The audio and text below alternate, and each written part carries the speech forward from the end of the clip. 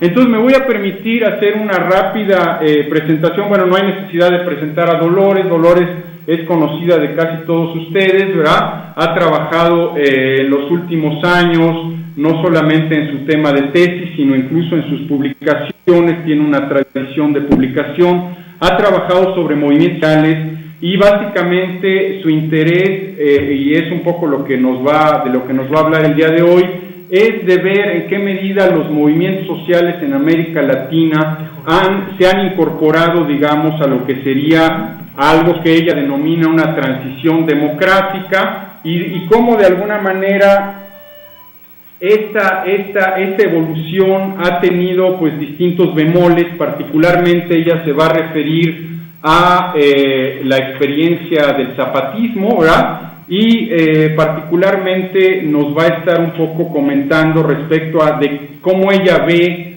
el zapatismo como una manera, digamos, de oponerse, digamos, a la cuestión, digamos, del modelo neoliberal, y particularmente cómo y aquí un poco reitero el interés y la vocación de nuestro seminario, cómo esos movimientos y particularmente el movimiento zapatista van más allá de la simple inclusión social. Es decir, creo yo, y Dolores va a tener oportunidad de ahondarnos al respecto, creo yo que ese es un punto que a mí en lo particular me va a interesar mucho de su ponencia, es decir, en dónde esos movimientos sociales van más allá de la simple reivindicación de la inclusión social y están realmente proponiendo un proyecto, digamos, de sociedad distinta, ¿verdad? Entonces yo quiero dejar la palabra a Dolores, ¿verdad? Agradezco mucho la presencia de todos ustedes y bueno, adelante Dolores, tienes la palabra. Bueno, gracias Rafa. Buenas tardes a todos. Nada más una aclaración antes de empezar. Esta referencia que hace Rafa sobre que yo enmarco este estudio dentro de la transición democrática, más bien yo, saliéndome de esta idea, ¿no? Yo estoy cuestionando la idea de la transición democrática y lo que planteo es que muchos de los movimientos sociales que se dieron desde los 60, 70, 80 hasta los 90 se enmarcaban en esa disputa, o sea, creían que realmente se estaba dando una transición y por eso sus formas de manifestarse y de acción iban en ese sentido. Entonces yo lo que aquí planteo es que hay otros movimientos que surgen después, que aunque surgieron en ese momento y todavía hablaban de transición democrática como una posibilidad, como lo hace el zapatismo en sus primeras declaraciones de la selva lacandona, posteriormente va evolucionando y va cambiando su forma de ver la democracia, hasta llegar a lo que voy a plantear en esta exposición. Bueno, les mandé un resumen, ya no voy a repetir lo que está ahí, porque el tiempo se nos fue muy rápido. Entonces nada más voy a iniciar con el punto más importante, que creo que es mi aportación, que es mis resultados de trabajo de campo, y es primero enmarcar esta idea que ya les difundí a través de este resumen, de que lo primero que me encontré es que la democracia, como lo entiende el zapatismo, está íntimamente relacionada con la autonomía, y que la idea de autonomía es totalmente diferente a la idea de autonomía indígena que se ha discutido ya tantas veces dentro del ámbito de los estudios indígenas. Por eso para mí fue tan interesante encontrarme con Rafa y con esta idea de Castoriadis sobre la autonomía, porque sentí una identificación inmediata entre lo que el zapatismo plantea como autonomía y lo que Castoriadis fundamenta durante tanto tiempo en sus escritos. Ya no me dio tiempo de incorporar a Castoriadis como yo hubiera querido, porque me lo encontré muy tarde, pero aún de alguna manera está incorporado en el texto. Bueno, otro asunto para mencionar. Mi primer punto se llama la autonomía, en lo que voy a exponer. Yo recupero acá el proceso, lo que yo considero la parte más importante de las prácticas zapatistas, que es el proceso de diálogo. El proceso de diálogo yo lo viví todavía en un momento en que estaba estudiando a las organizaciones campesinas en Chiapas, es decir, no estaba directamente involucrada en lo que eran los problemas indígenas, sino en otras regiones de Chiapas, y a través de ellas yo viví todo este proceso de diálogo en la zona zapatista. Yo estuve presente en casi todo el proceso, pero mi visión es de este lado, ¿no? Aunque estuve ahí, pero era desde las organizaciones. Entonces yo retomo esa experiencia que yo tuve en el proceso, retomo a varios de los actores que estuvieron ahí, sobre todo los asesores del EZ, y retomo lo que ellos han escrito para llegar a este punto, pero sobre todo retomo lo que para los zapatistas significó ese proceso, ¿no? Lo que no vimos en ese momento, que era esta parte civil que se estaba construyendo en las zonas zapatistas, porque todos enfocados, o la mayoría enfocados, a lo que era el proceso, el proceso real, ¿no? Aquí en los espacios del diálogo. Bueno, los diálogos, como les decía, fue el proceso social más complejo, más intenso y que más aportaciones hizo al proyecto político zapatista. En esos espacios se definieron muchas de las estrategias de lucha del zapatismo y eso se debe, desde mi punto de vista, a las siguientes razones. Primera, se desarrollaron ahí los encuentros formales entre el gobierno y el EZ, con el acompañamiento de la COCOPA y la intermediación de la CONAI, que por sí mismo ya es un momento muy importante. Segundo, la figura de asesores de ambos grupos permitió que se registraran los debates más intensos entre intelectuales sobre conceptos tan cuestionados como la autonomía. Pero por si eso fuera poco, y tercero, el EZ decide integrar a los diálogos todo ese movimiento que se estaba formando a su alrededor, y de ahí surgen encuentros y foros donde se discutieron, aparte de esos intelectuales que estaban directamente relacionados en la discusión, las propias organizaciones indígenas, campesinas y urbano-populares, que en su mayoría estuvieron presentes en todo el proceso de diálogo. Así surge el Foro Nacional Indígena y el Congreso Nacional Indígena, espacios donde la cuestión indígena se puso al frente en la discusión. Pero a diferencia de los debates que se dieron a finales de los 80 y principios de los 90, esta vez, sin mayores oposiciones, el tema indígena fue reconocido como un asunto de interés general. En perspectiva histórica, podemos decir que la trascendencia del debate en los espacios del diálogo permitió que otros intelectuales y organizaciones que no estaban familiarizados con el tema pudieran conocer ese gran debate internacional que ya tenía varios años de estar. Sobre todo pudieron conocer las múltiples experiencias que había en otros lugares de América Latina y de México. Esas discusiones permitieron formarse posiciones informadas al respecto. El caso del EZ es un buen ejemplo de ello. Los zapatistas no tenían claridad sobre el discurso de la autonomía. Ellos mismos lo han reconocido. Estaban encerrados en la organización del grupo armado y no se inmiscuyeron en ese debate que se dio en los 80 y principios de los 90. Los pocos zapatistas que sí estuvieron no confiaban demasiado en la opción pacífica, como es obvio. Cuando declaran la conformación de municipios rebeldes en 1994, queda evidenciado este hecho al no declararse municipios autónomos, sino municipios rebeldes zapatistas.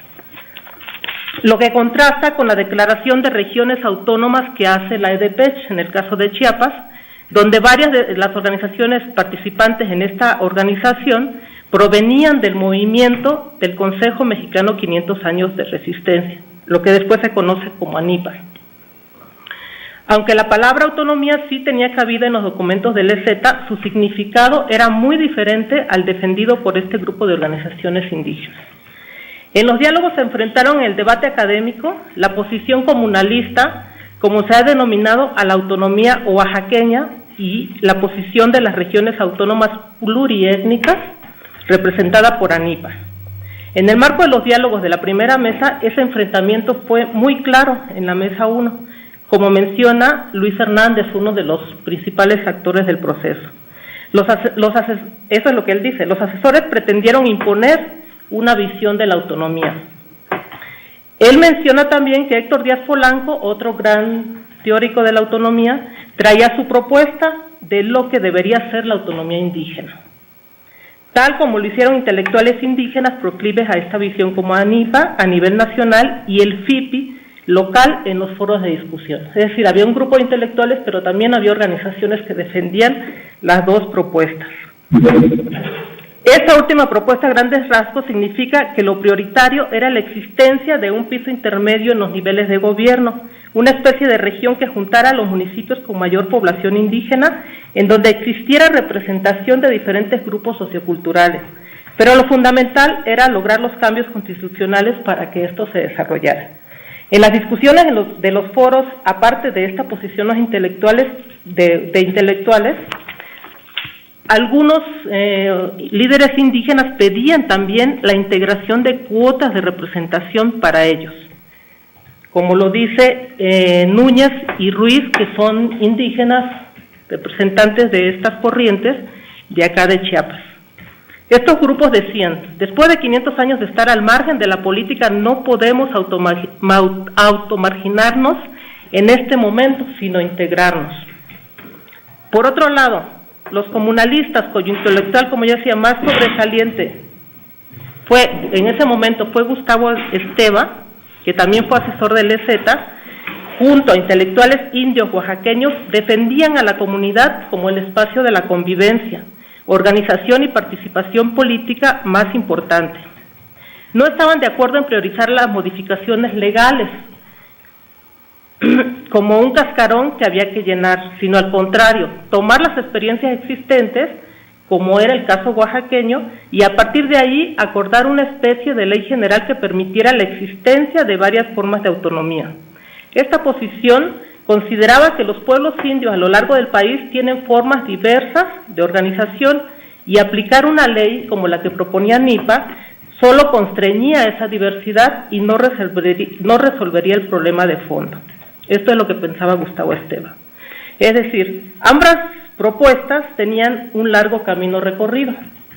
Visto desde fuera, el debate no quedaba claro, puesto que parecían conciliables ambas posiciones, pero sus defensores hacían esfuerzos por explicar las diferencias que les hacían llegar a diferentes prioridades en el diálogo. En algunos casos incluso se enfrentaron ahí en ese momento. Para Díaz Polanco, la diferencia entre una y otra propuesta es que el enfoque regional parte del principio de la comunidad, constituye el nivel básico, la cédula vital, la piedra angular de la autonomía, pero en la medida en que el tejido social en que se desenvuelve, la existencia de los núcleos indígenas no se reduce a la comunidad, dice él, se niega a aceptar que la autonomía sea restringida al ámbito comunal. Esa es la posición de ANIPA. En cambio, concibe la autonomía como un sistema que engloba 3 niveles concurrentes: el comunal, el municipal y el regional. Para Luis Hernández, el debate no está entre si el espacio de la autonomía es la comunidad o la región. Para él no hay oposición a ello. La autonomía como proceso, dice él, como proceso ligado a la construcción del sujeto, o la autonomía como régimen preestablecido, al que se arriba por decreto, esa es la diferencia. Es decir, lo que estaba en disputa era que unos proponían la ley, lo legal por encima de todo, y los otros retomar las experiencias. Bueno, en general estos son los principales desacuerdos que hubieron. Al final lo que se aceptó es una propuesta intermedia, aunque Díaz Polanco señala que es más de acuerdo a la propuesta oaxaqueña, y son lo que quedó asentado en las bases de los acuerdos que, como todos sabemos, se firmaron y que ahí quedaron, ¿no? Ya sabemos todos hacia dónde llegaron. Pero lo que yo acá planteo es que, independientemente de la importancia que tuvo esa discusión, ¿qué estaba pasando en las comunidades indígenas?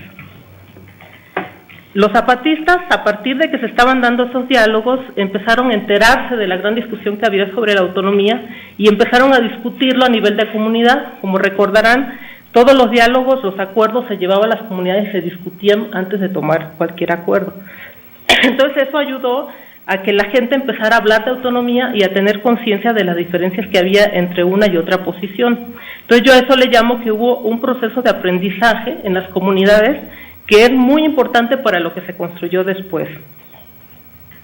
Esto es una también observación que hago, que si algo tiene el zapatismo es que jamás retoman una propuesta por lo que se comenta, por muy buena que sea, sino que es hasta cuando están completamente convencidos, todos, de que eso se va a llevar a cabo, cuando lo empiezan a difundir y a aceptar como propuesta.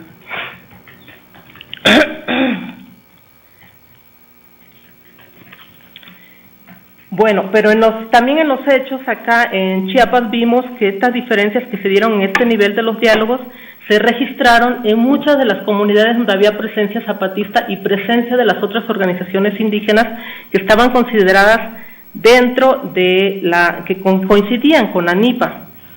Y llegaron incluso a un momento de enfrentamiento donde estas organizaciones dejaron de apoyar al movimiento zapatista, ellos mismos lo declararon, porque habían sido ofendidos por Marcos, quien había dicho que las organizaciones que negociaban con el gobierno pues habían traicionado al movimiento indígena. A partir de ahí hay una serie de comentarios, pero que nos permiten, yo retomo aquí algunos que nos permiten ubicar desde las organizaciones, ya no desde los intelectuales, las principales diferencias sobre la autonomía. Voy a leer algunas. Las RAP, que son las regiones autónomas pluriétnicas que se declararon acá en Chiapas en el 94, finales del 94, principios del 95, decían: nosotros tenemos como una de nuestras normas la participación en las elecciones. Las RAP, a diferencia de los hermanos del OEZ, considera que la vía electoral es un camino hacia la democracia que debe explorarse. Además, para las RAP, a diferencia del EZ, la lucha de los indígenas es por lograr espacios políticos que están dentro de las estructuras del Estado. Es decir, para ellos las cuotas para los indígenas en los cargos de representación es un derecho, y eso mismo lo propusieron en la Convención Nacional Democrática. También exigían mayor cantidad de recursos que el gobierno otorgaba a través de proyectos asistencialistas. Acá Núñez también nos dice, que es otro miembro de la RAP, un intelectual indígena muy reconocido, dice: para la RAP, a diferencia del EZ, los recursos del Estado son del pueblo y nos corresponde exigir que el gobierno dé cumplimiento a sus obligaciones con los ciudadanos mexicanos y especialmente con los indígenas, quienes hemos sido marginados históricamente. Su concepción de autonomía es muy singular, dicen: para nosotros ser gobierno autónomo significa capacidad de resolver problemas y de dar soluciones a las necesidades de la gente. En las comunidades y los municipios autónomos de las RAP, los dirigentes de las organizaciones son los que tienen que proyectar soluciones, resolver problemas, organizar a la gente para autogobernarse. Lo anterior confirma que el peso de los dirigentes era tan fuerte como lo que se pretendía combatir. Este discurso coincidía con el de siempre, el surgido en los procesos electorales. Llevaron la lucha al nivel común, una lucha por el poder. Estos datos que yo aquí menciono de manera muy apretada es lo que provocó, desde mi punto de vista, el rompimiento entre estas organizaciones indígenas en Chiapas con el EZ. O sea, tenían una idea totalmente diferente de lo que es la autonomía y de la forma de ser gobierno autónomo. Bueno, ¿qué es la autonomía para los zapatistas? O sea, esta es la otra parte.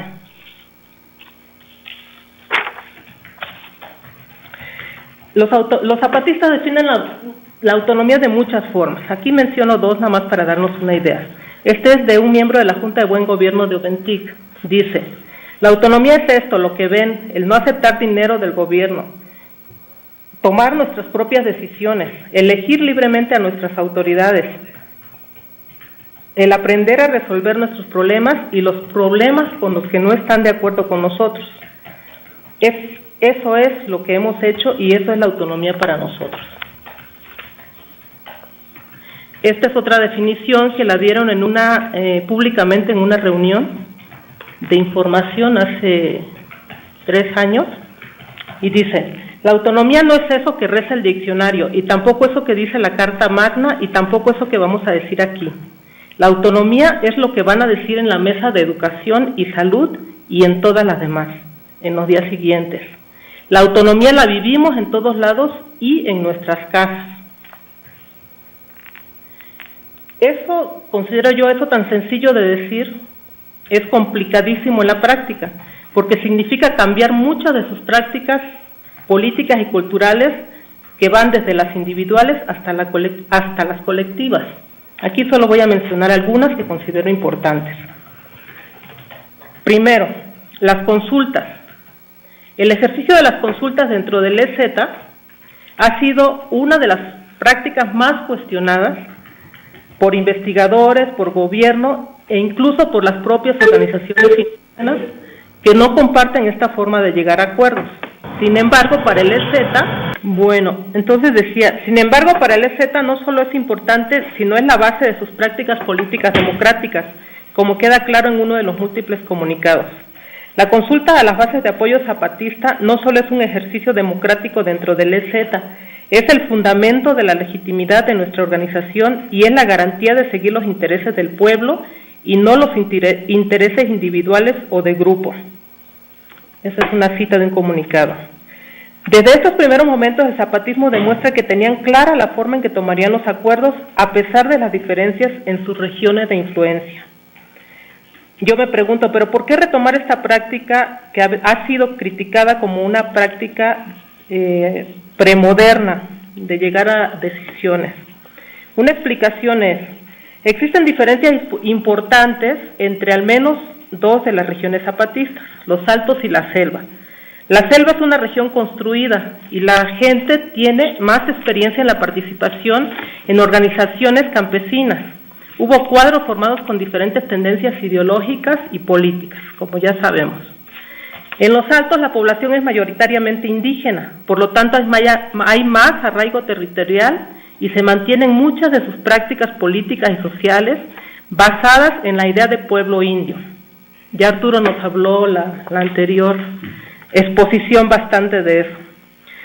En la concepción de poder y el ejercicio del gobierno ejemplifica muy bien esta afirmación. Como Lomelí dice, el poder entre los miembros de un pueblo indio es la capacidad de servicio que se adquiere al aceptar las responsabilidades que tienen los diferentes cargos. El hecho de servir a su pueblo, además de ser un honor, implica continuar con la tradición.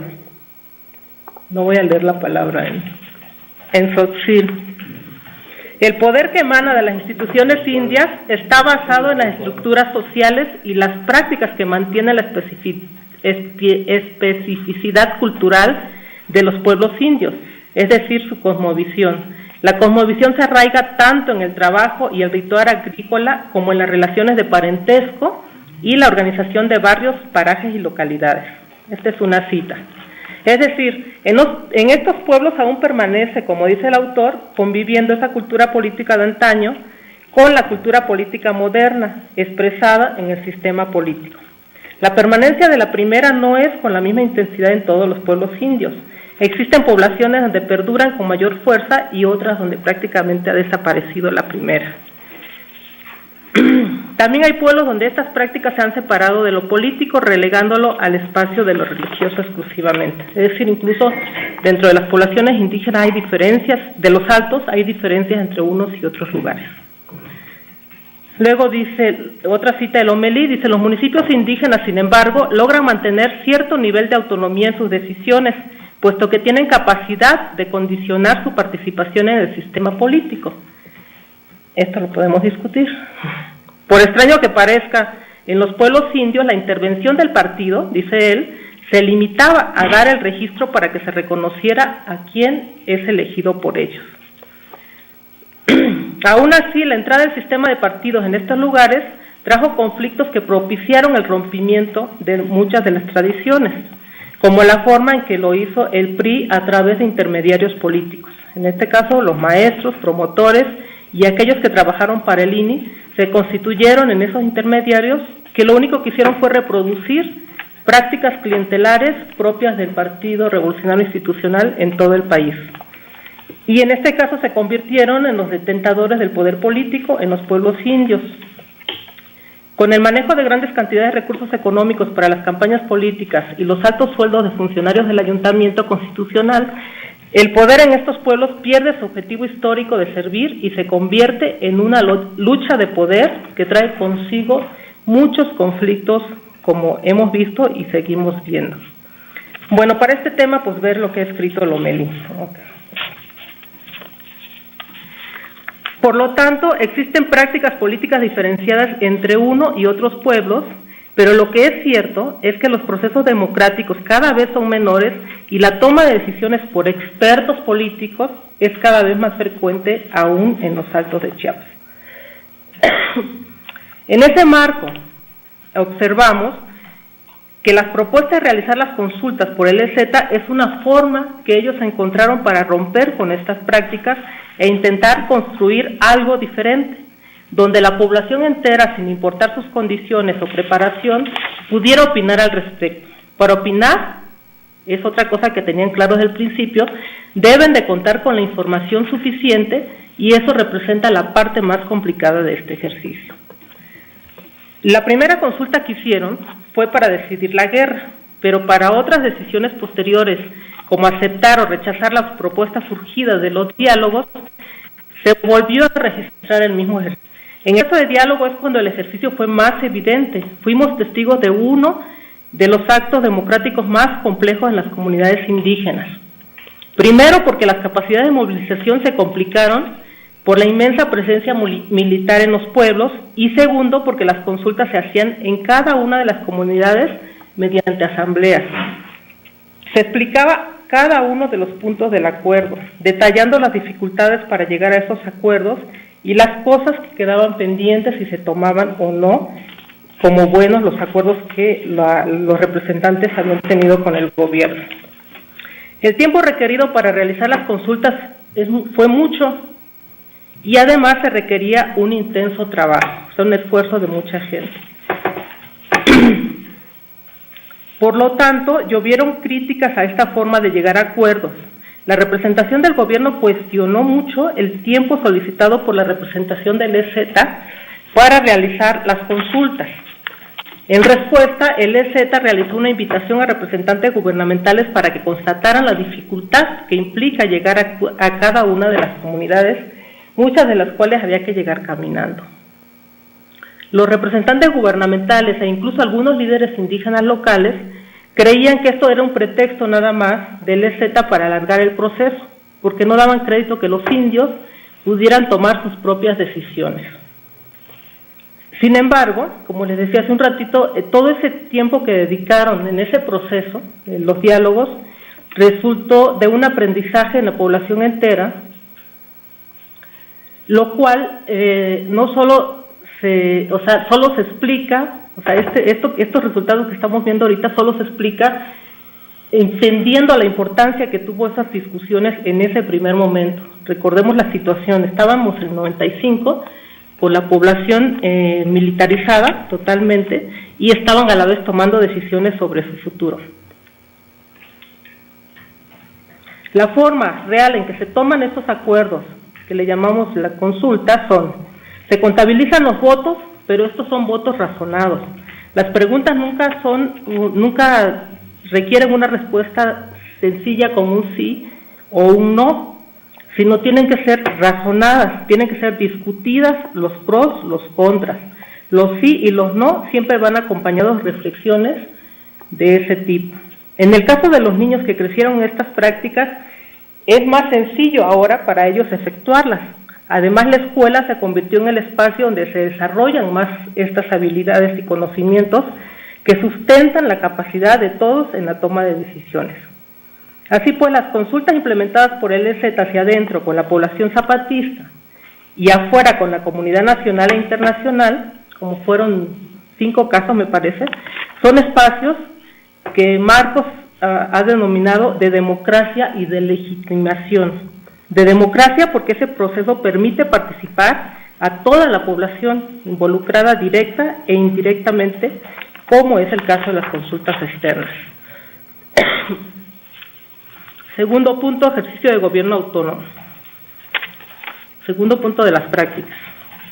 Como mencionábamos anteriormente, retomar prácticas culturales originarias que se perdieron en el proceso de modernización de las relaciones culturales y políticas en los pueblos indios fue la clave para iniciar el proceso de construcción de prácticas culturales y políticas identificadas como propias del movimiento zapatista, aunque no exclusivas. La diferencia entre una población zapatista y una comunidad indígena no zapatista es que en la primera se rescató lo mejor de esas prácticas y se rechazó aquellas que se convirtieron en prácticas autoritarias. El zapatismo ha hecho referencia a que en sus territorios las decisiones las toman todos, como ya vimos, lo cual lo ha enfrentado con algunas posiciones que consideran que debe respetarse la tradición, que indica que los consejos de ancianos o los principales debe ser la máxima autoridad. En el caso de una parte de la zona Tojolabal, se habla de esa pérdida como un ataque a las autonomías indígenas. Dice Antonio Hernández, un indígena intelectual también: cuando el poder Tojolabal desapareció, los abuelos volvieron a ser perseguidos por el oscurantismo de la intolerancia. Otra vez nuestros sabios, ancianos volvieron a esconder sus conocimientos y de nuevo fueron mandados a la clandestinidad. Esto es en crítica a la autonomía zapatista. El autor, como les decía, es indígena de la zona y es participante en muchas de las organizaciones indígenas y en el PRD. Responsabiliza a la Iglesia Católica, a organizaciones como la CIOAC y a todo lo que viene de fuera por la extinción de la figura de Consejo de Ancianos, y considera que los jóvenes, influenciados por catequistas y por el EZ, destruyeron la figura del Consejo de Ancianos como la máxima autoridad indígena. Pero mantener esta práctica, digo yo, aunque así sea muy respetable reconocer el valor de la sabiduría de los viejos, significaba seguir una práctica de poder centralizado, que se impone de arriba hacia abajo, como es aplicado en cualquier forma de gobierno producto de la democracia liberal. Y no tiene mucho que ver con la idea original de la figura de los ancianos como sabios por su experiencia y su incorruptibilidad, como era originalmente. La forma en que se tomaban acuerdos en muchos de los pueblos indios de la década de los 50 en adelante estaba basada en el ejercicio del poder de esta forma, y ello era producto de la propia dinámica de las poblaciones mediante la relación de la cultura política nacional, como ya dijimos, la entrada de los partidos políticos y las figuras de personajes indios alfabetizados que empiezan a tener mayor poder en las relaciones con el sistema educativo y político. A partir de ahí se rompió la vocación democrática de los consejos de ancianos y su sola existencia ya no garantizaba justicia, ni el mismo derecho para todos. Sin embargo, en muchas comunidades quedaban expresiones de muchas formas originarias de toma de decisiones, de impartir justicia y de ejercer el poder que estaban por ahí olvidadas. Estas formas de ejercicio de poder es justo uno de los cambios más importantes en la propuesta zapatista y el aprendizaje fundamental para los propios miembros del EZ. Percatarse de esta situación es un paso adelante en cambiar las relaciones sociales hacia adentro y hacia afuera del zapatismo, y eso es lo que explica la facilidad con que los zapatistas pudieron relacionarse con tanta gente de tantas fuerzas y movimientos diferentes e hicieron coincidir propuestas aparentemente tan opuestas. Por supuesto que ello no fue una situación fácil, como ya vimos estuvo llena de contradicciones y conflictos, pero la mayoría salvables en el fondo, aunque no en la forma.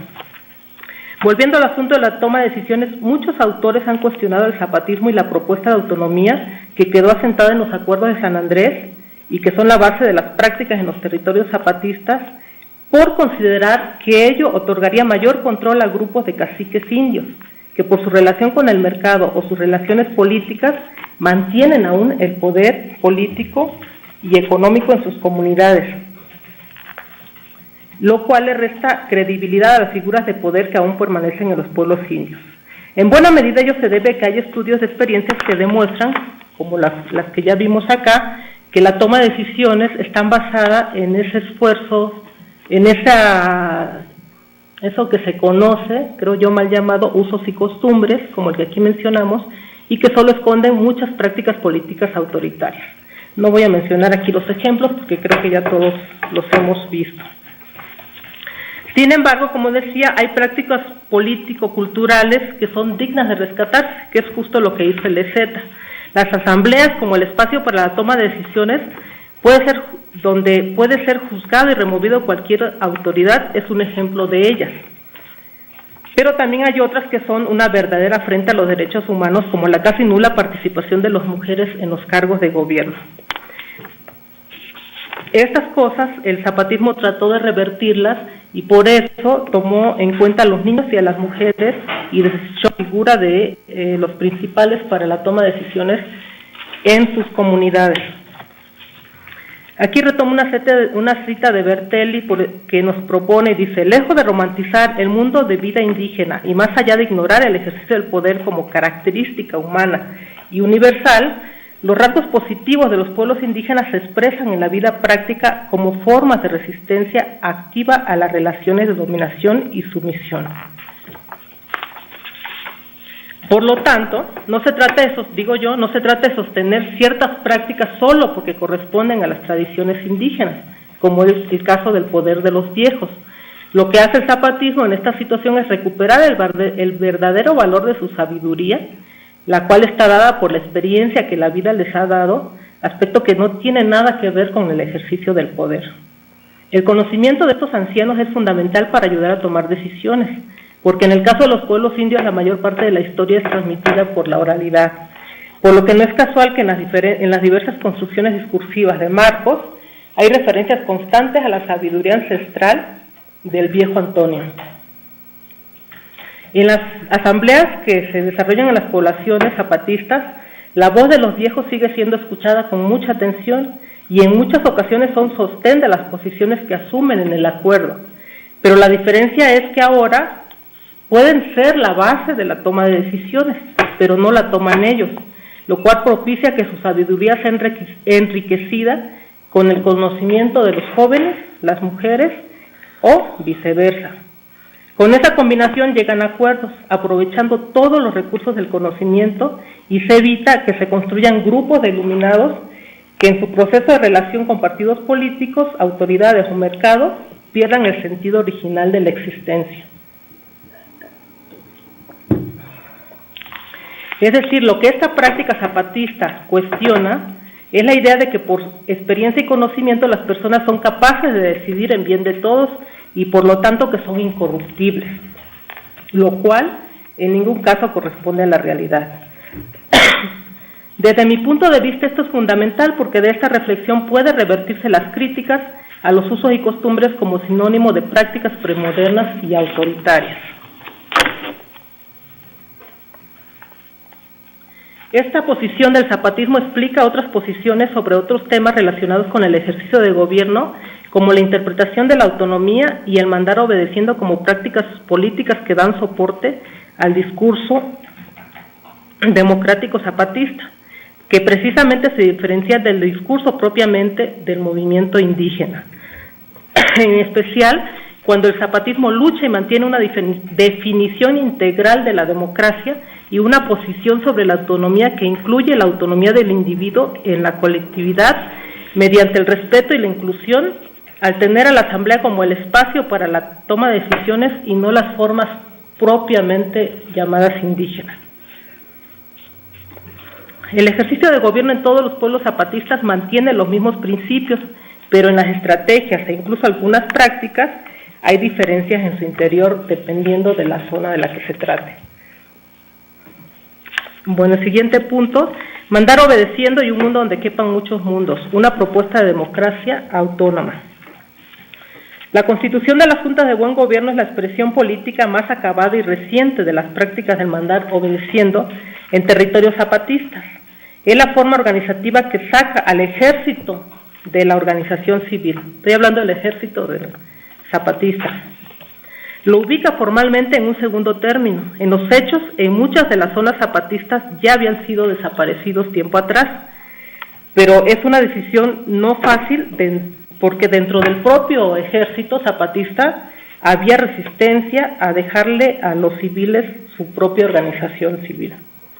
El mandar obedeciendo tal como se está implementando no es más que una forma de gobernar y de hacer que el poder que otorga ser gobierno se diluya en las múltiples personas que construyen la colectividad. En apariencia, algo muy sencillo, y sobre todo en las colectividades pequeñas, como puede ser una comunidad.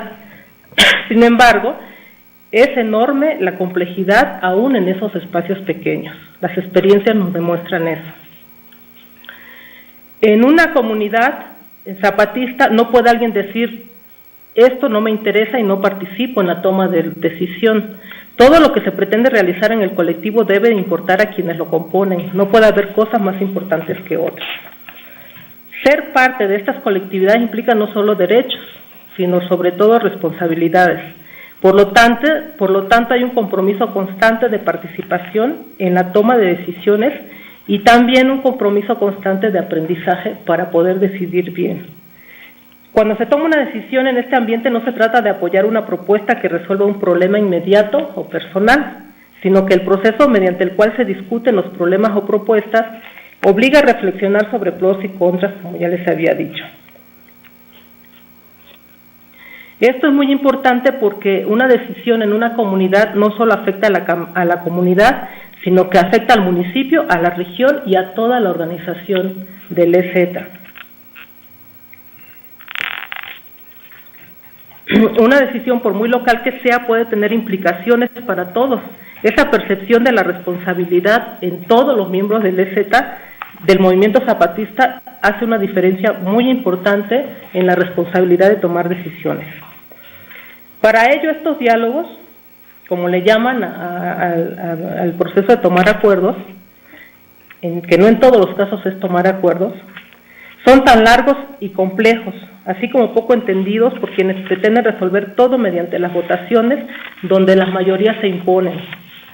El repetir y repetirse constantemente que uno de los preceptos del zapatismo es construir un mundo donde quepan muchos mundos, propicia que en estas decisiones y esta forma de ejercer el poder también se analice la relación con los otros, aún con aquellos que son contrarios a los postulados zapatistas. Esta es la parte más complicada de la organización. Cómo defenderse ante agresiones procurando no hacer daño a los agresores. Cómo mantener el equilibrio necesario en una región o comunidad cuando son constantemente atacados. ¿Hasta dónde una situación así puede sostenerse?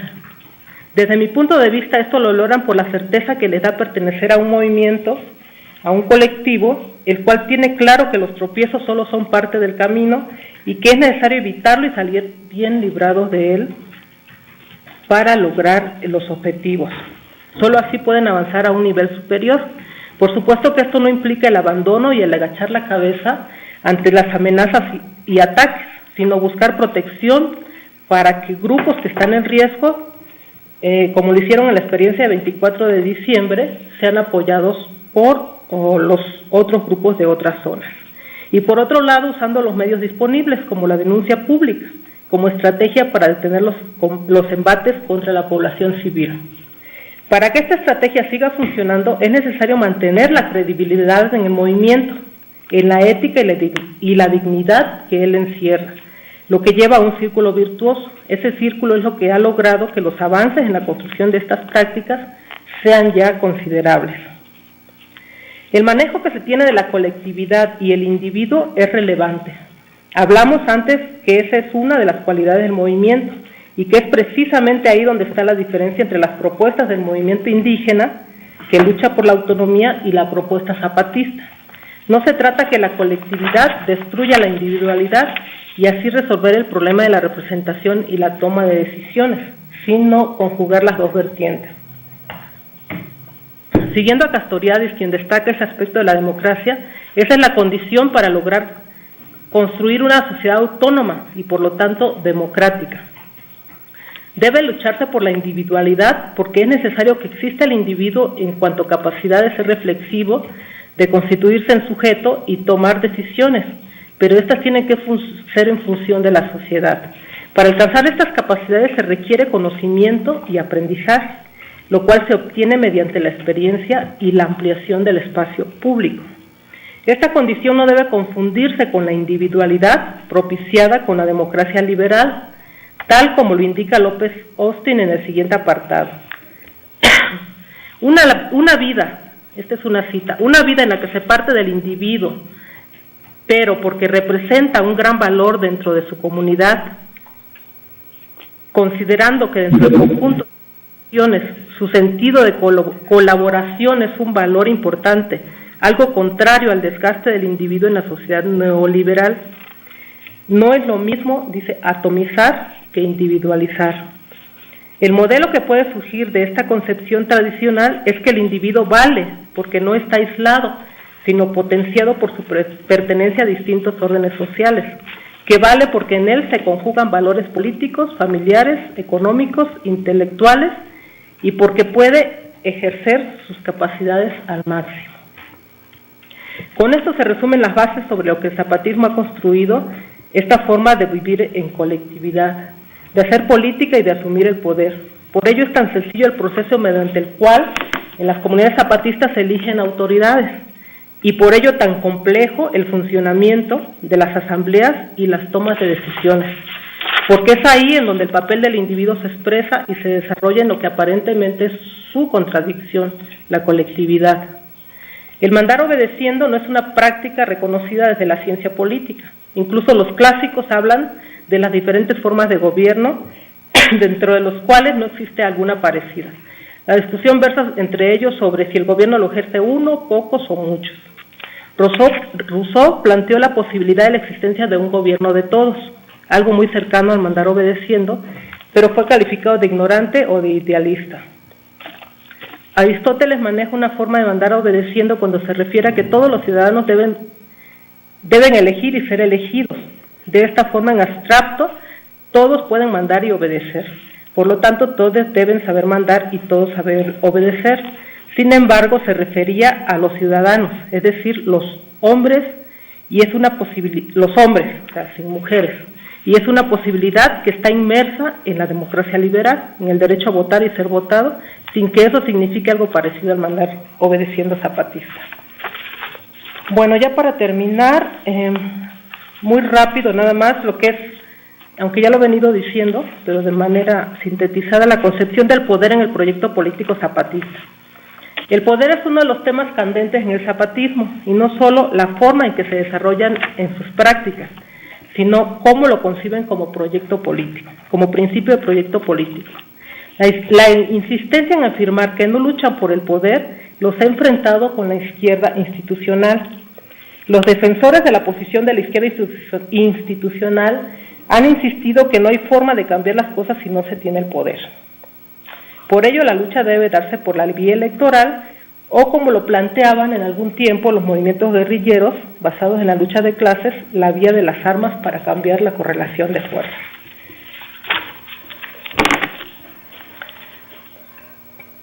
Los movimientos armados de liberación nacional de los 60 y 70 en América Latina pretendían la toma del poder porque de esa manera podían imponer el socialismo, opción defendida en aquella época por toda la izquierda mundial.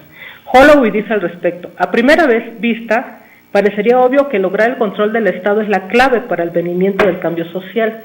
El Estado reclama ser soberano, ejercer el poder al interior de sus fronteras. Esto es central en la idea habitual de democracia.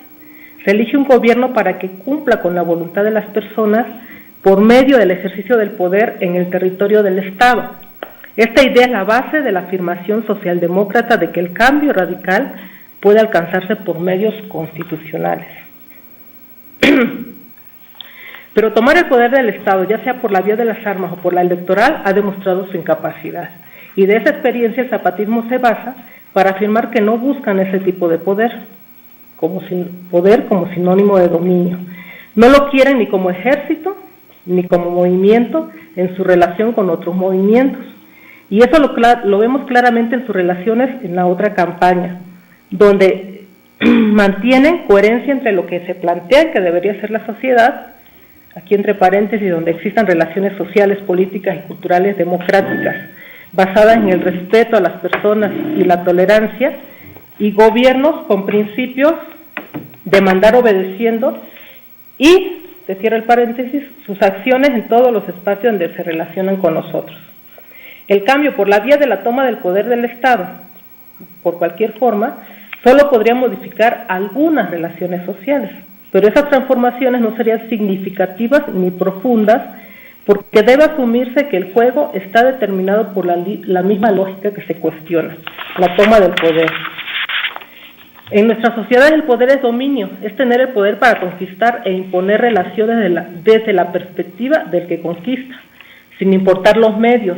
Cuando éste se conquista por procesos electorales, se habla de formas modernas de obtener el poder, porque son formas institucionales y democráticas.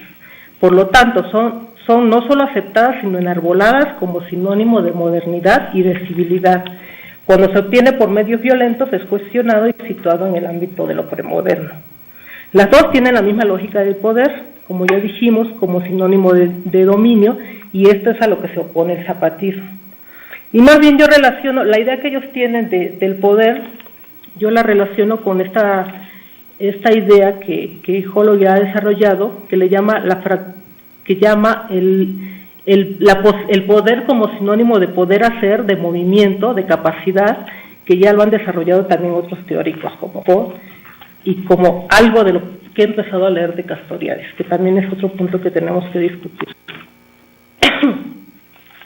El zapatismo busca ejercer esa otra forma de poder, a la cual Holloway la concibe como una forma que implica movimiento, capacidad y posibilidad, más que conquistar. El hacer es lo que permite construir un mundo nuevo y no solo cambiar algunas partes de él.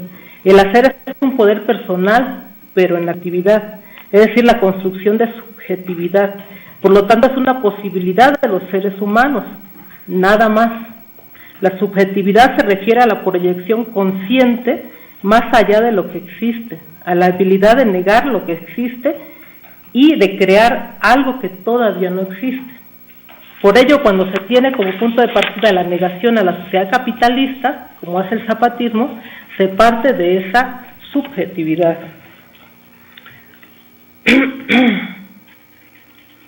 El poder desde esta perspectiva es un poder social porque implica la posibilidad del poder hacer desde la perspectiva individual, porque así se representa, pero esa posibilidad está dada en consecuencia de otros actos y de otros textos. Bueno, me paso a una especie de conclusiones que son parrafitos, porque realmente lo que les presenté son como reflexiones finales de un trabajo muy amplio que estoy en proceso de terminar.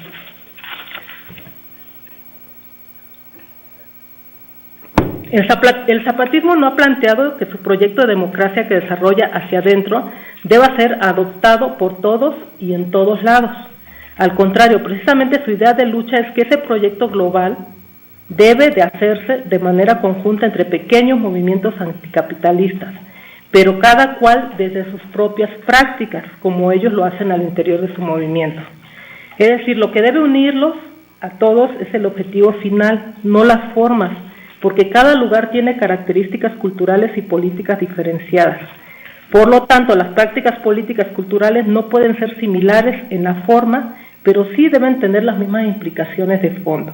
El respeto hacia el otro, la libertad de que los miembros de una sociedad decidan sobre ellos mismos, deben ser principios compartidos, pero está en construcción las formas en que deben de organizarse los gobiernos en niveles amplios. Es decir, no tienen una propuesta de cómo organizarnos a nivel global, cómo se debe ejercer el gobierno, pero sí los principios de lo que debería de ser. Lo que no puede permitirse es que continúen las prácticas de representación tal como defiende la democracia representativa, porque no resuelve el problema de la participación ciudadana libre. En concreto, lo que el zapatismo plantea es un cambio radical en la concepción y práctica de la política, la democracia, el poder, los derechos colectivos e individuales, entre otros conceptos, lo cual con su experiencia nos demuestra que son procesos complejos, con avances y retrocesos, pero que si son necesidades compartidas y no impuestas, hay muchas posibilidades de cambiar las formas, de relacionarnos y de concebir el mundo. Bueno, ahí lo dejo. Si hay preguntas. Bueno, yo quisiera tomar muy rápidamente la palabra. Primero, felicitar a Dolores por la excelente exposición, realmente una temática muy candente, muy interesante. Yo quisiera, ya abusando un poco de la posición, ¿verdad? Quisiera enfatizar un aspecto que yo en lo particular tengo un interés muy grande, ¿no? Yo entendí de la exposición de Dolores que hay una diferencia muy importante entre el modo en el cual se entiende la autonomía indígena y el modo en el cual se entiende la autonomía desde la perspectiva zapatista.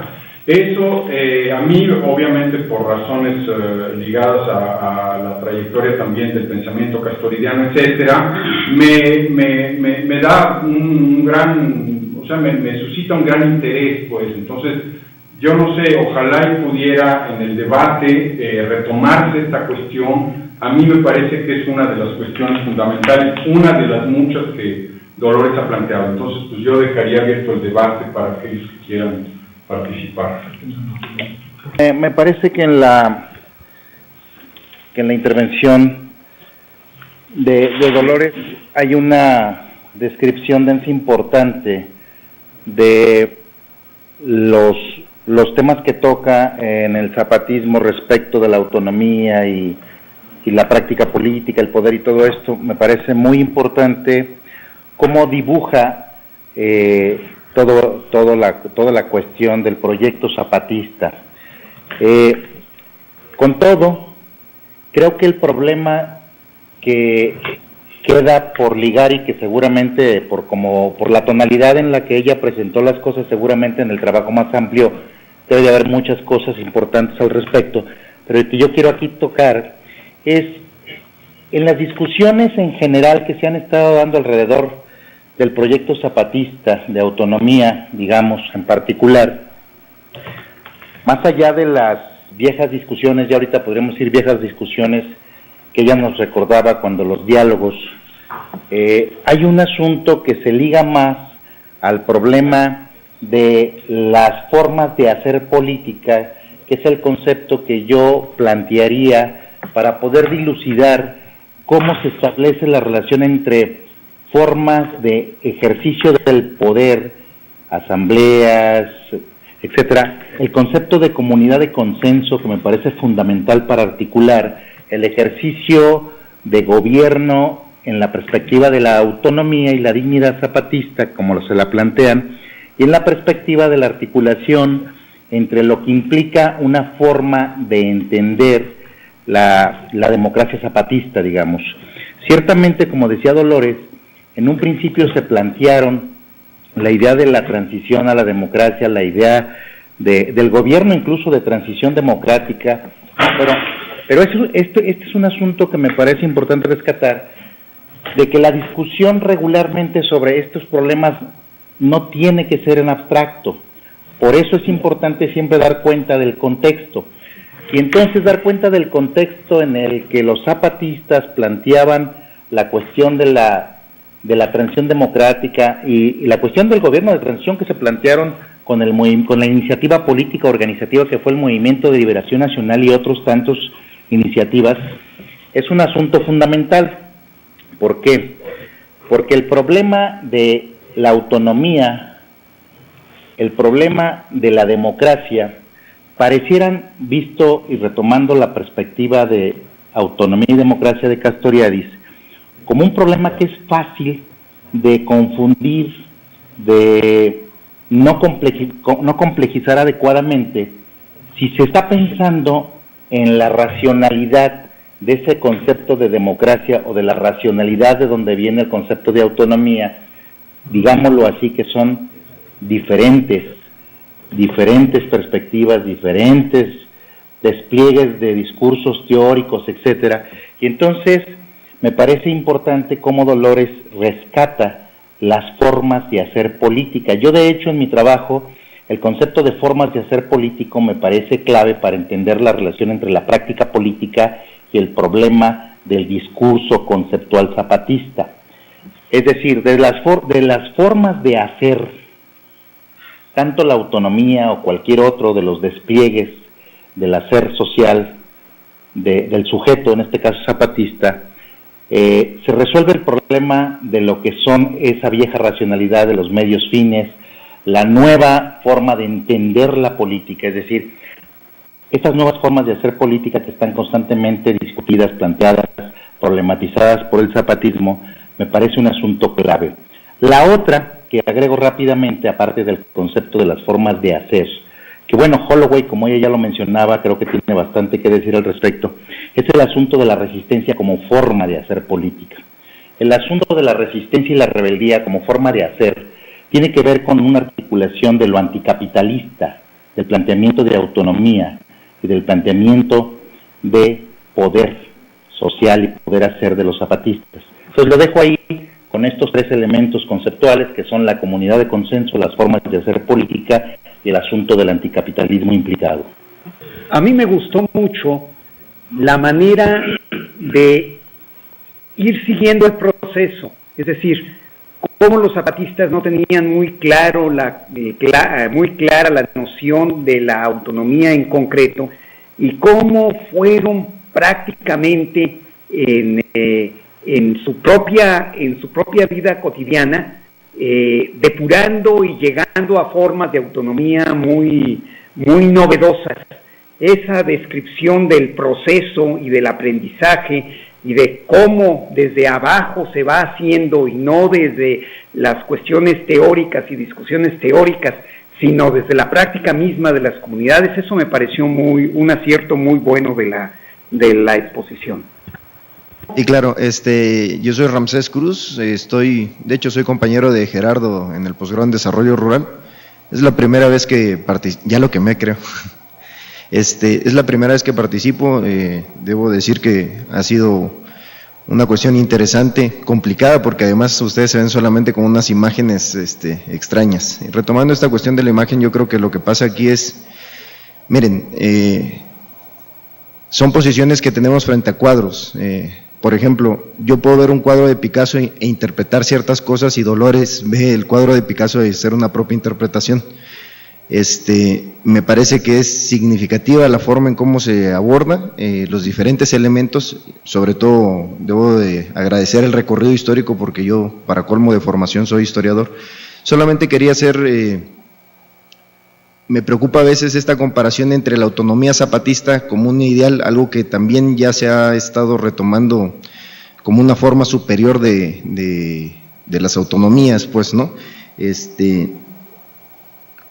Cuáles son los elementos que se rescatan y que son fundamentales y que aún prevalecen en las comunidades indígenas que no están declaradas en autonomía. Esto es un poco una pregunta, porque si bien se ha hecho el ejercicio de rescatar la asamblea, debemos de reconocer que la asamblea no es exclusiva de los zapatistas, es un elemento que prevalece en muchas de las comunidades indígenas en el país. Las formas en que la elección tradicional, por decirlo de una forma, esta forma de ir y votar, han sido también complejizada por la relación con los pueblos indígenas. Hablo de lugares donde para llevar un candidato, por ejemplo, tiene que haber tenido ciertos méritos para una comunidad, y de ahí puede ser elegido en una asamblea a mano alzada y tal. Esto es algo que no pasa en el resto del país, que pasa en muchas comunidades o en algunas comunidades indígenas. Yo sé en Chiapas esto pasa, al menos en la zona norte, y sin embargo no hacemos el rescate de este tipo de elementos. Y un último punto que creo que es cuestión de opinión o de puntos de vista. Cuando se habla de el poder en los zapatistas, es un problema bastante complejo, porque hay que delimitar o de qué poder estamos hablando. Voy a tratar de esclarecer. Las relaciones de poder nos atraviesan siempre. Esto es algo que Foucault identificó claramente. Cuando nosotros decimos los zapatistas nos buscan la toma del poder, creo que nos referimos específicamente al poder del Estado. Es decir, algo que Manuel Wallerstein identificó sobre todo como el proceso que ya había caracterizado de las personas, de los grupos que buscaban el poder vía las elecciones o vía las armas. Esto es básicamente lo que llama el proceso en dos etapas. Una, tomamos el poder, y dos, cambiamos el mundo de ahí. Pero básicamente hablamos del poder del Estado. Yo preguntaría si los zapatistas no buscan el poder o no toman el poder cuando ellos gobiernan ciertas zonas. Es decir, no hablamos de poder implícitamente. Las juntas de gobierno no es una manifestación de la toma del poder. Es pregunta nada más. Muchas gracias. Bueno, yo comparto obviamente parte de la historia, que me gustó cómo lo abordó Dolores. Sin embargo, yo sí tendría mis discrepancias, ¿no?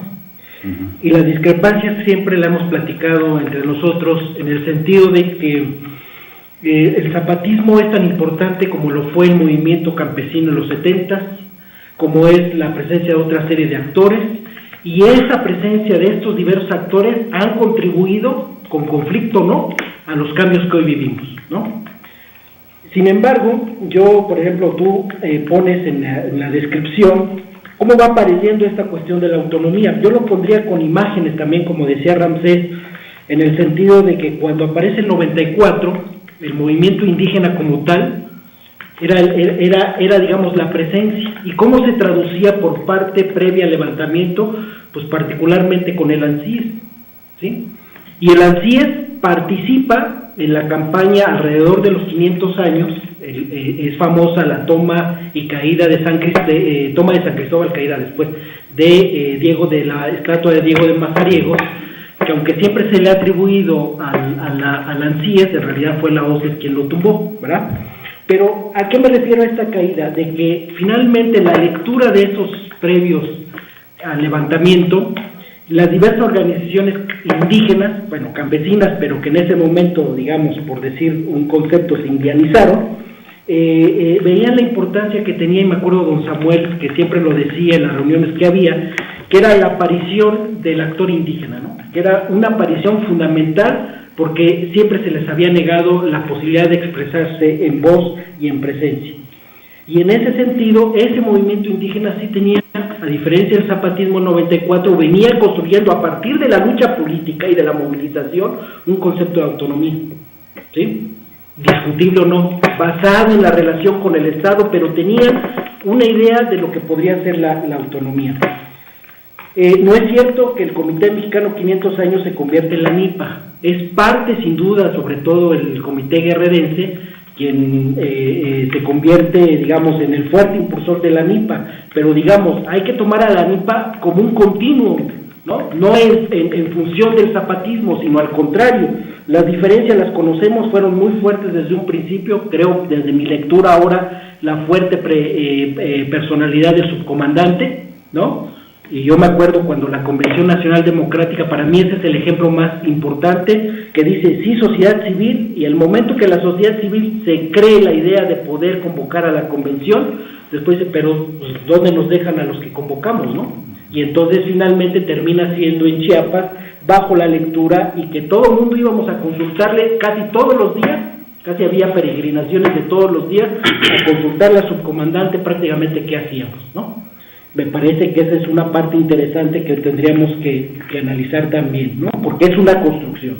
Ahora, yo creo que en la lectura que también nos presenta de manera muy interesante y para mí polémica, es efectivamente para mí lo que es la construcción de los procesos sociales y en particular de la autonomía, ¿no? Es muy difícil a veces separar cuando nos referimos al EZLN o del movimiento neozapatista, cuando nos referimos a las juntas de buen gobierno, digamos con otras, como dice Ramsés, digamos otras formas de poder que hay al interior. Pero por ejemplo, esta construcción de estos gobiernos autónomos que incluso tratan de llevar la ley más allá de sus propias comunidades, también muchas veces se enfrentan a situaciones de exclusión, ¿no? Es decir, la dificultad de construir, sin duda yo creo que han venido haciendo un gran aporte, pero también en muchos casos han venido siendo unas estructuras de poder excluyentes y hay muchas veces, digamos, desde una perspectiva de violencia política, ¿no? Lo cual ha traído diferencias al interior de las organizaciones y esa creo que las vamos a tener. Me parece también que en esta construcción de una sociedad autónoma y democrática y en la toma de decisiones también creamos muchos imaginarios, ¿no? Es decir, yo cuando platico con muchos compañeros que vienen de los municipios autónomos, nos platican una parte muy pequeña, ¿no? Uno cuando va a las comunidades y ve toda la complejidad del tejido social confrontado, bueno, se sabe de casos de juntas de buen gobierno que se les ha llamado la atención, se cree en el imaginario que las juntas de buen gobierno no reciben dinero del gobierno. Yo soy testigo de que claro que reciben dinero del gobierno y lo explican muy fácil. El subcomandante ya nos dijo que nosotros tenemos la autonomía de hacer las cosas y sin embargo en muchas de las comunidades todavía no se ha roto, yo diría que la mayoría, en algunos sí, las que yo poco conozco, se ha logrado romper con la imposición de la estructura político-militar.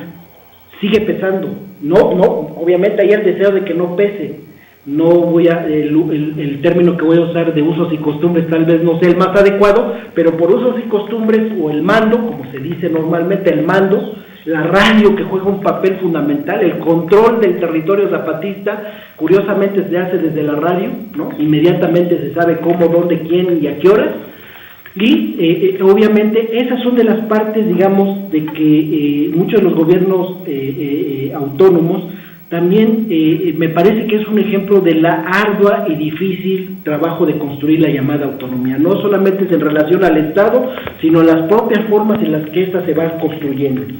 Creo yo también que en muchos casos hay una serie de situaciones de imposición, ¿no? Y que muchas veces yo lo traduzco cuando muchos actores externos neozapatistas, recuerdo yo un mando zapatista que dejó el ejército militar, que deja el mando, un hombre muy importante, y que es interpelado por otro actor, ¿por qué abandona al EZLN como traidor? Cuando le dice, bueno, pues mi situación ha cambiado, mi salud está en otro rollo, y hoy pues obviamente me parece que ya no es la vía a la cual yo quiero aspirar, ¿no? Me parece que esa es una parte que también de la vida cotidiana, de los diversos modos de vida, que sin embargo en algún momento sí tendríamos que también discutir.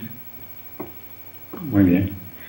Y comentaba que yo no voy a entrar a hacer comentarios, observaciones a la exposición de Dolores, creo que maneja una información importante, y entonces mi intervención es en torno a dos interrogantes, Dolores, que creo que se debe de profundizar en la discusión en torno a estas dos interrogaciones que te voy a hacer, en aras de coadyuvar en el análisis del trabajo que estás realizando. Creo que un primer punto que habría que plantear y desarrollar es en qué momento se da la ruptura de la clausura. En ambos escenarios donde se presenta el EZ, es decir, en la selva y en los altos. Porque si no esclarecemos este punto de la ruptura de la clausura, creo que se estaría planteando nociones de autonomía y de democracia dentro de un orden heterónomo. Entonces habría que esclarecer un poquito en qué momento se está rompiendo esta heteronomía. Y una segunda interrogación en torno de la misma intervención que haces, en donde manejas muy sui generis un concepto de poder social que habría que reelaborarlo y pensarlo. En términos de Castoriadis, solo existen tres dimensiones del poder: el poder de juzgar, el poder de gobernar y el poder de legislar. Y en términos de Castoriadis, todas las sociedades tradicionales solo ejercen dos tipos de dimensión de poder: solo se juzga y se gobierna, no se legisla. En ese sentido, es importante que esclarezcas cómo se está legislando, porque el orden se establece por el nomos. Es decir, estaríamos planteando una concepción de poder muy sui generis. No quisiera yo entrar en detalle de lo que tú estás concibiendo como poder social, pero creo que gran parte de tus elementos de poder social tiene que ver con formas de gobierno que se están desarrollando al interior de las comunidades, pero lo importante es cómo se legisla, se está legislando en estos municipios autónomos, porque solo a través de la legislación se instituye, ¿no? Y la democracia es un procedimiento de autoinstitución explícito. Creo que estos elementos, en términos de estas dos preguntas, de la ruptura de la clausura y de cómo se está legislando,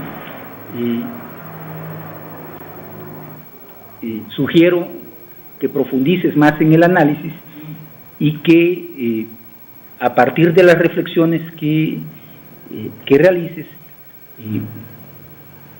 mucho de tu trabajo creo que puede salir siendo fortalecido. Gracias.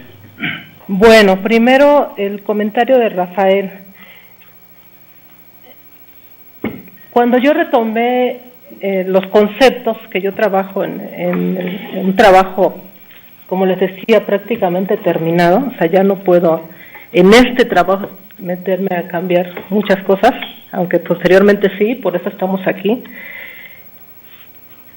Traté de ser cuidadosa en los conceptos que iba a usar y partir de los conceptos que consideré que el zapatismo había usado o había retomado en algunos de sus discursos. Es decir, partir de la experiencia, del conocimiento que tenía de sus discursos, de sus prácticas, y a partir de ahí busqué la herramienta conceptual. Esta idea de unidad de consenso, aunque la revisé, no la retomé en un primer momento, aunque ahorita podemos discutirlo posteriormente en nuestro seminario, porque algo en lo que los zapatistas no coinciden cuando se los preguntado o directamente o les hemos intentado ver si están de acuerdo con esta idea de consenso, ellos no lo comparten. El consenso es un concepto que no es compartido por ellos. Les hablaba de que ni siquiera el acuerdo están tan convencidos, sino es el diálogo. Ellos hablan del diálogo. El diálogo se puede dar y están dispuestos a hablar con quien sea y como sea, incluso con el propio gobierno. Las juntas hablan. Eso de que reciben dinero a mí no me consta, pero hablan con el gobierno y llegan a acuerdos. Entonces, después cuando me encontré esta idea de la comunidad de consenso, creo que me podría servir para explicar algunas cosas efectivamente, y espero que lo podamos retomar, pero digo, esa es la explicación de por qué de inicio no lo retomé. También tu texto de hacer política me parece muy interesante, lo acabamos de encontrar hace muy poco tiempo, ya tampoco lo retomé, pero creo que esa también nos puede ayudar para la discusión, efectivamente. Explicaría otras cosas que incluso en mi trabajo completo quedan sueltas.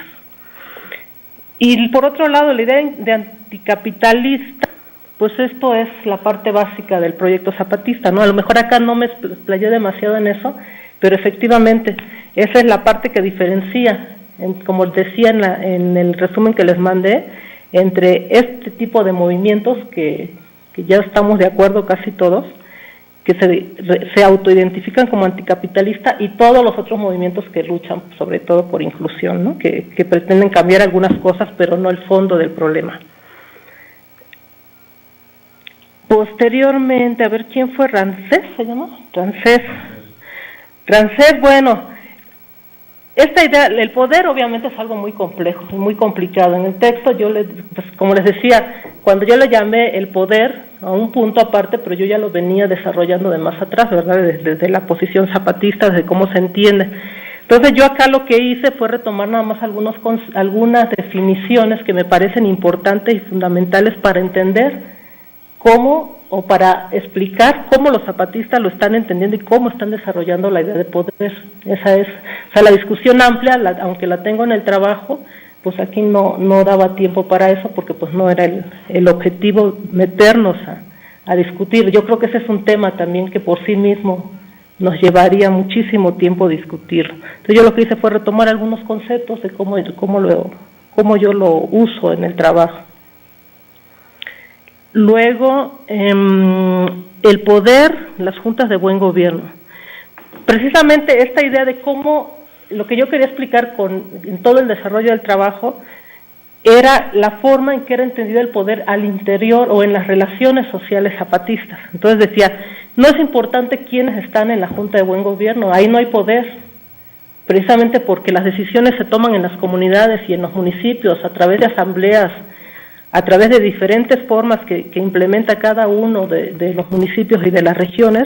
Entonces ahí es donde está la toma de decisiones. Entonces, visto desde ese punto visto así, no tiene importancia quién está en la Junta de Buen Gobierno, porque ahí no se toman las decisiones, entonces no concentra el poder. El poder, por eso decía, está en todos los espacios, ni siquiera en los espacios propios de la toma de decisiones, sino en los espacios, en las relaciones que se dan al interior de las comunidades. Entonces, esa es la diferencia entre esta forma en que está organizado el zapatismo y otras formas de ejercer el poder en otras figuras, ya sea organizaciones, partidos o todo lo que conocemos. Entonces, por eso decía, lo complicado no es, ahí a la gente es una obligación ejercer el poder, si le llamamos así, estar en una junta o estar en un municipio autónomo, ser representante de una comunidad. O sea, esa es una obligación hacer, es un trabajo, no es no es reconocerle, no es un poder, pues como tal, estar en la junta o estar representando a una comunidad, porque significa trabajo y no posibilidad de hacer cosas, que es lo importante. Luego, Gerardo. Bueno, obviamente con Gerardo tenemos diferencias importantes porque, como yo les mencionaba, depende en qué situación estuvimos cada uno, depende desde qué perspectiva hemos seguido el proceso, como todos los procesos sociales, así se llega a conclusiones diferentes de muchas cosas, ¿no? De analizar el proceso. Vivimos en diferentes espacios en ese momento, entonces tenemos obviamente una posición muy diferente en esto. Pero pues siempre hemos platicado y siempre coincidimos en muchas otras cosas. Entonces, bueno, esto que decías de que ANIPA no proviene de 500 años, no es precisamente 500 años el movimiento bueno, esto yo le retomo de los dirigentes, ¿no? Araceli y Margarito lo citan en su texto, y ellos aseguran que ANIPA es eso, es lo mismo.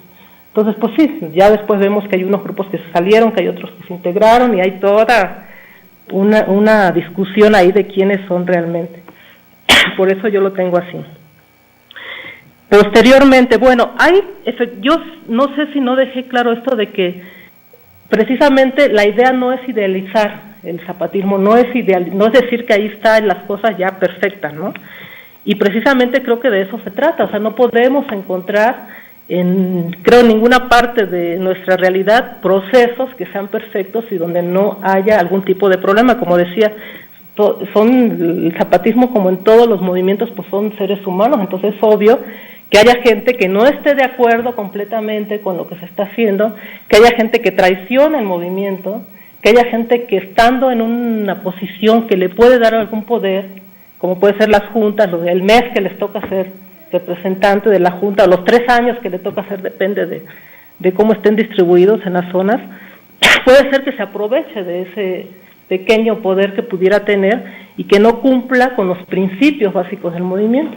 Los propios zapatistas en sus informes que dan o que han dado desde que existen las juntas hasta ahorita, han reconocido que existen muchos problemas de ese tipo y han dado las formas también de cómo los están resolviendo, de cómo los están enfrentando. Entonces yo creo que lo importante acá no es decir que todo está bien, sino que es un proceso que, a pesar de que existe eso, este tipo de cosas que son lógicas en cualquier organización, se está superando y se mantiene y se están construyendo y en muchos casos se están resolviendo esos problemas. O sea, como les decía, todo es un proceso. 15 o 25 años no es nada como para haber cambiado ya totalmente las cosas, ni creo que en algún momento podamos hablar de que ya se cambiaron todas las formas en que las prácticas políticas en estos lugares, sino que son cosas que se están haciendo y que sí, lo que sí puedo afirmar es que sí ha modificado las relaciones en la población y que sí hay prácticas culturales y políticas que son totalmente contrarias a las que se tenían antes de que surgiera el zapatismo. Que si eso viene del zapatismo propiamente o que si viene de un proceso anterior, pues creo que todos sabemos que nada surge de la nada, ¿no? Sino que todo viene de procesos anteriores. Pero por otro lado, yo decía de que el zapatismo no participó como tal en el movimiento de los 500 años, porque ellos mismos no lo han dicho. O sea, en algunos casos en trabajo de campo les hemos preguntado, en otros casos a las juntas, en otros casos el propio Marcos lo ha declarado. O sea, cuando surge el movimiento de los 500 años, desde todo el proceso que fue finales de los 80 hasta 91, 92, que ya estaban tronados ahí, en el 92 ya estaban en una crisis, el movimiento indígena como tal, mexicano, porque el latinoamericano obviamente no, en ese momento las comunidades que ahora son zapatistas, o que fueron zapatistas y algunas tal vez ya no, hay otras nuevas, estaban más preocupadas ya en su organización militar, o sea, ya habían perdido la credibilidad en resolver las cosas por la vía pacífica. Entonces ellos mismos han dicho, no, pues nosotros ya no participamos, ya estábamos en esto y ya no le tomamos importancia a lo que estaba sucediendo. Ahora, como eran un movimiento que se estaba formando y no era solo militar, sino tenían también amplia población civil, que era lo que les importaba, era la protección que tenían, había grupos que sí estaban en algunas organizaciones, sí participaron, digamos, de manera tangencial en esta movilización que hubo, pero que son pequeños grupos de cada uno de los lugares. En el caso de Los Altos hay gente que participó que fue a México, incluso que fue a Oaxaca, donde se dieron los encuentros de ese tiempo, pero que no lo hicieron como movimiento, o sea, el zapatismo como tal no lo hizo, sino lo hicieron de manera particular estas organizaciones.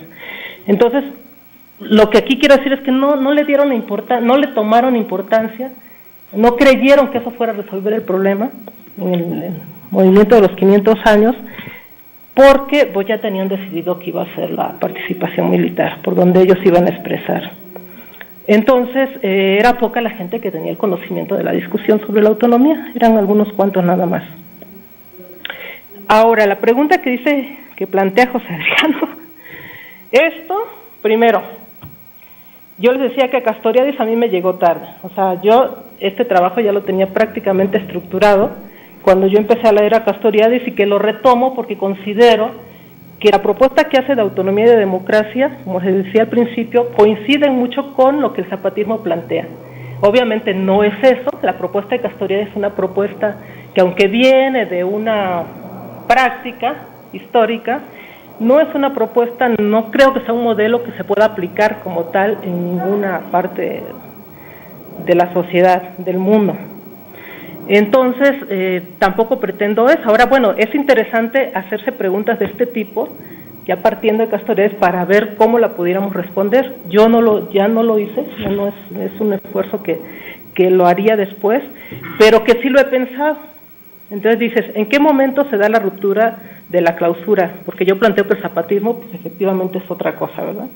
Yo diría así de manera muy, muy rápida, que se da cuando el zapatismo decide, por ejemplo, este concepto de autonomía que considero es fundamental, cuando el zapatismo decide que no va a luchar por esta idea de autonomía que significa autonomía en relación al Estado, sino que su idea de autonomía va mucho más allá, como planteo, y que significa también un problema personal.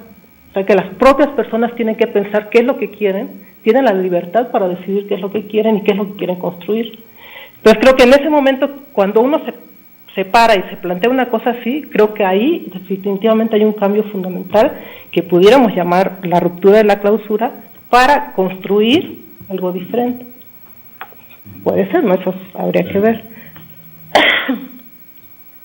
En el mismo sentido va esta pregunta sobre el poder. Efectivamente, yo aquí a Castoriadis para nada retomo la idea de poder, también lo leí un poco, Arturo expuso la vez pasada y retoma la propuesta de poder de Castoriadis, pero yo no lo retomé porque también es otra cosa, es otro discurso y pues sí me complicaba lo que yo ya tenía construido, y entonces yo retomo esta idea del poder, pues que aunque yo retomo Holloway acá y a otros autores, pues realmente a lo mejor la base de todo esto puede ser Foucault, como decía el compañero, ¿no? El poder entendido desde esa forma. Eso es lo que yo hice. Pero como también les planteé, es otro de los temas que está pendiente de discusión aquí en nuestro grupo. Mira, yo cuando te hice las preguntas, lo que era una incitación a la reflexión, ¿no? Para enriquecer lo que estás haciendo. Sin embargo, cuando le contestas a Rancés sobre el poder en comunidades zapatistas, lo que está señalando es una forma de gobierno, que es una dimensión del poder según Castoriadis. Y reflexionar en términos de cómo se legisla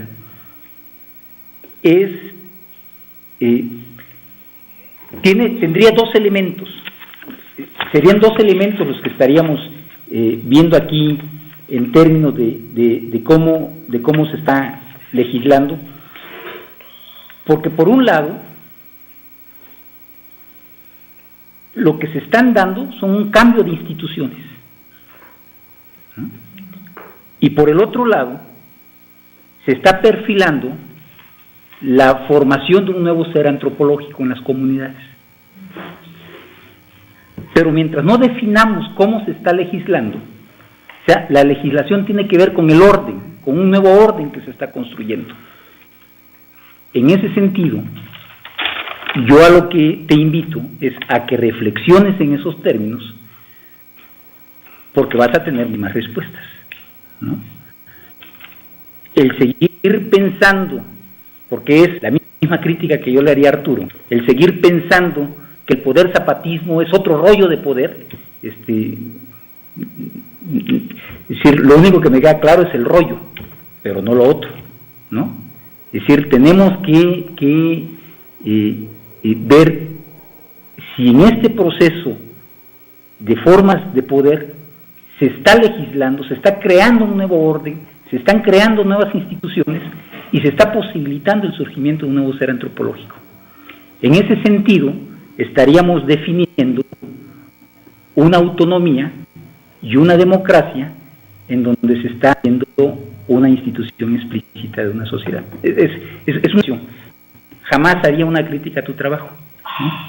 Sí, porque es una sí, sí. Bueno, no sé, Dolores, Arturo, yo también quisiera comentar alguna cosa, no sé, Arturo. Sí, bueno, yo solo quiero mencionar algo que creo que es muy relevante y que creo que es lo que nos convoca a situar un poco lo de Castoriadis con estas cosas de los movimientos sociales y en particular el que estamos viendo en este caso. Yo en mi intervención anterior planteé que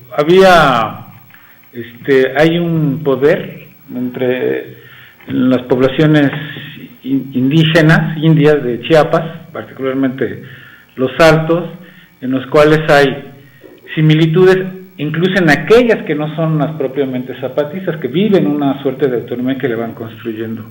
En el tema que está mencionando José Adriano, creo que sí, lo mencionamos en la ocasión anterior, de que veíamos de que se está construyendo una sociedad que está en proceso, pero que está deliberando en ser esa sociedad. Los zapatistas mucho más, por supuesto, que han deliberado quiénes son y hacia dónde van, y que han construido esta cuestión que tan importante para Castoriadis, que es que la norma provenga de la propia sociedad deliberativa, que es en lo que va en el sentido del poder juzgar y el poder legislar. Evidentemente todavía no tenemos el desarrollo, yo en lo personal no tengo el desarrollo aún, de decir, bueno, ¿cuáles son las normas que han construido los zapatistas que rigen a su sociedad para que permite eso? Hemos establecido como los dos principios más elementales que se aprecian, que es el mandar obedeciendo con todas estas características, y la otra cuestión que es el servicio que se presta, lo que Dolores menciona, trabajos, que es la base constitutiva del desarrollo de la autonomía. Entonces, hacia allá creo que vamos perfilando, siguiendo las ideas que nos convocan en juntar Castoriadis con procesos sociales y esto. Esperamos que en una futura, las fases que nos estamos planteando desarrollar, tal vez ya vamos a traer estas cuestiones. Y desde luego, el detalle siempre es el que nos va a permitir polemizar muchas cosas, ¿verdad? Por ejemplo, hay ustedes saben, todos sabemos que en la actualidad hay grupos académicos, intelectuales, que están produciendo materiales que están casi, podríamos decir, que están diciendo en concreto que el zapatismo ya se acabó, que no existe, lo han dicho hace 10 años, lo vuelven a decir y lo seguirán manteniendo y la producción por aquí viene. Y por otro lado, otros vemos otra cosa. Yo en lo personal, por ejemplo, cuando la intervención de Gerardo, que dice que un mando, que tal, digo, yo he hecho mis cálculos, ¿cuánta población está en la órbita de la construcción del zapatismo, que es de comunidades o de poblaciones indígenas? Yo a veces me aviento la cifra de decir más de 1 millón de personas en Chiapas. pero virtual. No, bueno, así, ahí nos podemos ir sobre los propios datos que hemos generado. Y que ahí está, entonces, uno, y decir que ese uno representa lo que pueden ser los varios cientos de miles de personas que están en esa, ya implica una cuestión de decir que la única golondrina es la que está haciendo el verano contemporáneo.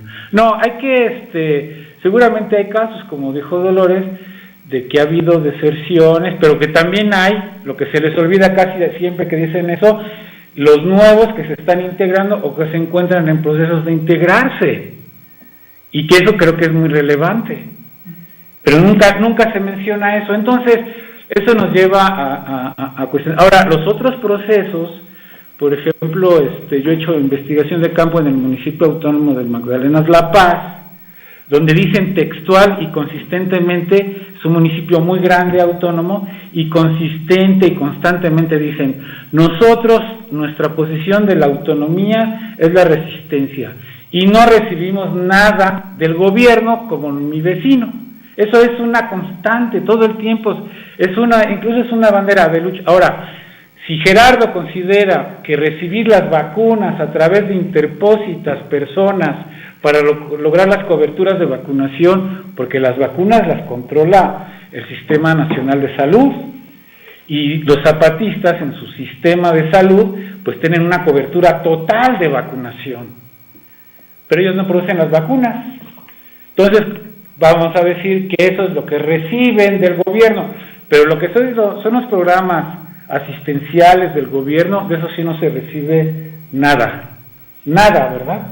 Que reciben la luz eléctrica que la genera el Estado mexicano a través de la Comisión Federal de Electricidad y pagan su electricidad, y que vienen a las oficinas de la Comisión Federal de Electricidad a pagar su electricidad. Bueno, eso es decir, pues cómo es que reciben, ¿verdad? En algunos casos. Bueno, en otros lugares hay experiencias de que han hecho sus propias turbinas y su sistema eléctrico, ¿verdad?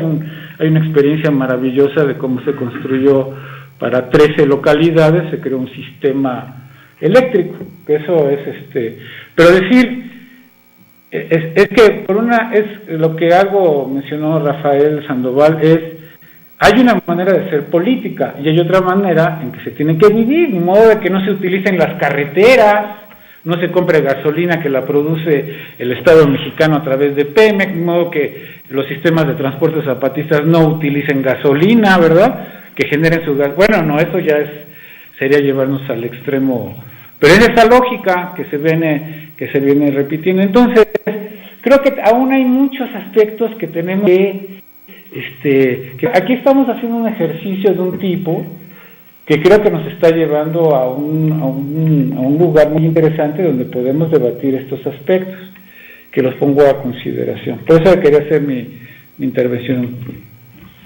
Muy bien. Bueno, yo quisiera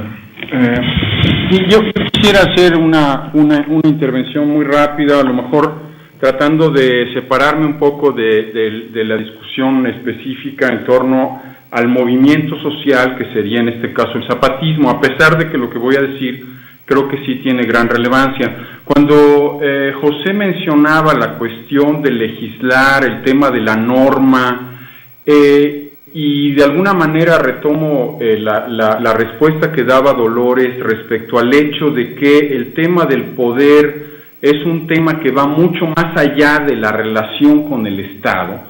Creo yo que estamos en el debate, es decir, a mí me parece que en ambos casos estamos en la sintonía del tema castoridiano. Lo voy a decir porque, en primer lugar, cuando uno dice el problema del poder está más allá de la relación con el Estado, está uno asumiendo que la institución del poder político va más allá del propio Estado, es decir, el Estado es una forma de institución del poder político.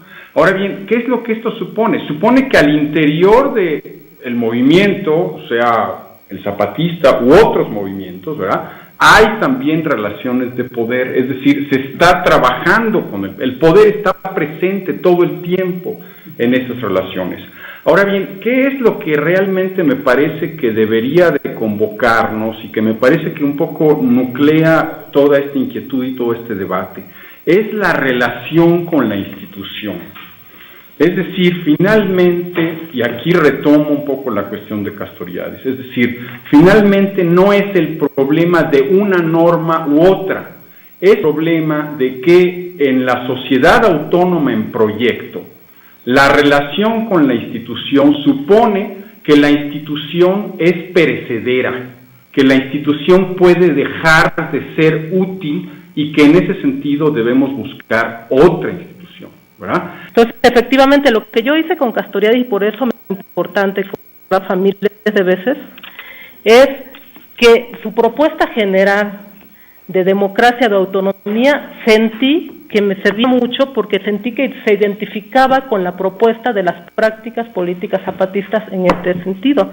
Entonces, yo efectivamente he usado varios de sus textos, varios conceptos que él maneja, pero realmente los he usado para reflexionar en ese sentido. Entonces, efectivamente, y me ha servido muchísimo, yo lo sigo con mis estudiantes, incluso les he dado a leer algunos textos, porque creo que es un autor que hemos conocido para la mayoría de nosotros, pero que nos da muchos elementos precisamente más que para la aplicación, aunque José Adrián no está así, ya veremos qué sale de eso, más considero yo para la reflexión de procesos sociales, como en este caso los movimientos que estamos analizando, ¿no? En ese sentido también lo veo.